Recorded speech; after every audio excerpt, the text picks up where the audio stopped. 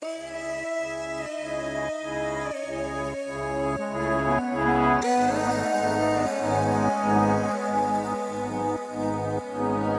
خوب نمیشه حال من؟ چرا این دنیا همه جوره لجه با دلم؟ گره خوردم انگار توی غم، چرا همه چی رفته دیگه رو حساب من؟ فکر کنم نزدیکه با بدم بزنم زیر هر چیزی که بوده مال من. میتونم یه غمی واسط بخرم که گریه کنی تا یه اون تو به یاد من. دیگه من سخت میشه حرف زد، نمیگم بهت دیگه برگرد. منم و هی شب و سردر خودتو کشتی تو قلبم. چرا بارون زده بازم؟ چرا هی من بات بسازم؟ تو دلت خواست که بری آدم خاطر سازم. دیگه تنها تو خلوت کنم، شک دارم اصلا که درکم کنن. شب شده باز باد سب کنم تا صبح که بخوابم ای دست دست کنم. خسته از تو از مردمم وقتی دادم از دستورم. چرا خوب نمیشه حال من؟ چرا این دنیا همه جوره لجه با دلم؟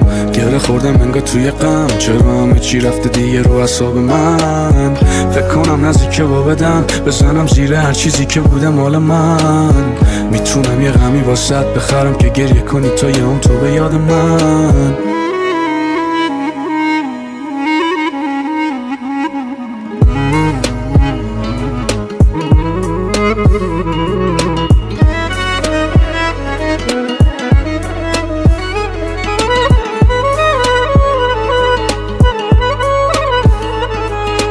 دیدی تو هم رفتی یا این تنهایی یا سهمم نبود؟ پر بغضه تو کلون قسمت من حقم نبود. که چی الان میزنیزم دیگه الان یه قریبم. برو هر جا که دلت خواست تو رو انگاری ندیدم.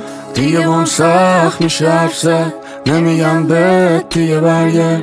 منم و هی شب و سردر خودتو کشتی تو قلبم. چرا بارون زده بازم؟ چرا هی من بات بسازم؟ تو دلت خواست که بری آدم خاطر سازم. چرا خوب نمیشه حال من؟ چرا این دنیا همه جوره لجه با دلم؟